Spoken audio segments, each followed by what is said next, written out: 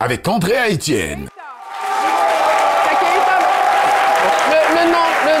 Alors aujourd'hui, moi c'est Sarah Keita. Sarah Keita, voilà. Je suis guinéenne aujourd'hui.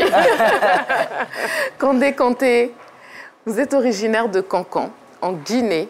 J'ai envie de dire que, en fait, votre nom, il est épique. Votre nom, c'est l'histoire des grands empires africains. Parce que c'est l'histoire de toute la culture africaine qui coule en fait dans vos veines. Alors, l'histoire des Malinké, qu'on appelle aussi les Mandingues, commence dans le Mandé. C'est là en fait que vos ancêtres, ils vont explorer, ils vont mettre en lumière la culture, ils vont mettre en lumière leurs épopées. Et surtout, ils vont montrer la richesse, cette richesse qu'a l'Afrique. C'est des histoires que vous connaissez très bien, puisque vous avez chanté de très grands noms. Est-ce que vous pouvez nous en dire plus? Parce que j'ai chanté pour Soundiata Keita, qui est mon esclave. Mais je l'ai quand même grandi.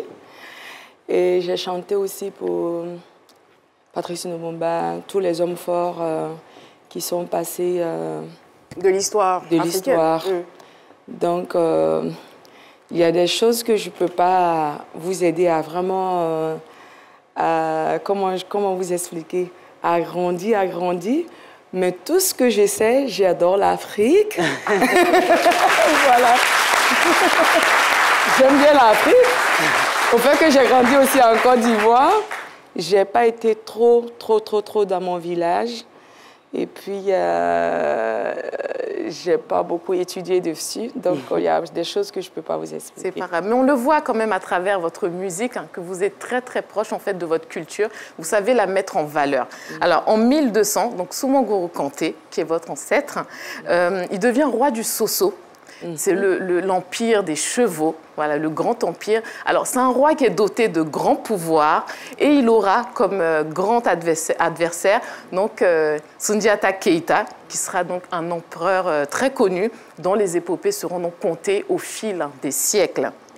Alors, après avoir attaqué donc, le Mandé, Soumanguru Kanté sera confronté donc à Soundiata Keita, donc il va attaquer cet homme et puis donc malheureusement il va perdre à la bataille de Kirina. Il sera touché par une flèche donc sur laquelle il y aura un ergot de coq blanc, voilà. Donc c'est la seule arme en fait qui peut l'atteindre et puis il disparaîtra dans les montagnes du Koulikoro.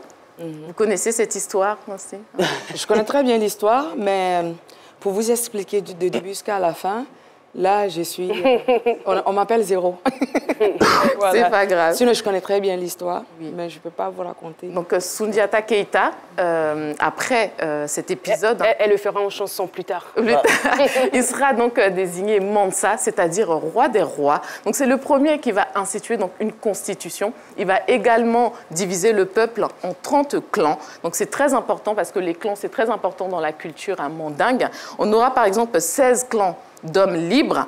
On aura aussi 4 de griots, que vous connaissez très bien. Il y a aussi 5 clans de maraboutiques et 5 clans d'artisans. Et je pense qu'on peut applaudir cela parce que c'est notre histoire. Alors, votre ancêtre, il est donc celui qui a inventé le balafon. C'est un instrument donc, qui est sacré, qui est très important pour votre famille. Il en avait un, il possédait un balafon qui avait des pouvoirs magiques, parce que lui-même, il avait de très grands pouvoirs. Alors, dans votre famille, tout le monde joue du balafon, c'est un peu la tradition. Et votre famille, c'est un peu la gardienne du balafon sacré. Je pense qu'on peut applaudir. Ouais.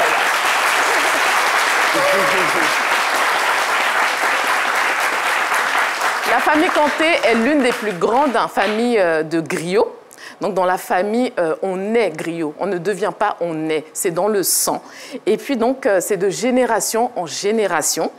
On a, par exemple, votre oncle, donc Mori Kanté, qui est très connu, un très grand homme, voilà, qui a mis en valeur la culture par la musique, par les chants. Donc, je pense qu'on peut également l'applaudir. C'est un très grand homme. à Cancan, là où vient votre famille, vos grands-pères ont créé donc une fête qui est très célèbre. Il y a du voilà. Mamaya. Donc ça s'appelle la fête de Mamaya, qui ouais. est très célèbre. Et en fait, le peuple va porter une tenue bleue et blanche pour faire la fête. Donc tout le monde se réunit pour faire la fête, pour mettre à l'honneur la culture. Mamaya. Mamaya. Très connu. Alors, Kandé, vous êtes la fille, la sœur de tout un peuple. Et puis, on va dire que le commerce et la culture, c'est un peu les valeurs de votre peuple. Parce que vous l'avez dit tout à l'heure aussi, vous vouliez vous lancer dans le commerce, donc ça m'a fait sourire. Ça veut dire que vraiment, c'est quelque chose qui vous tient à cœur.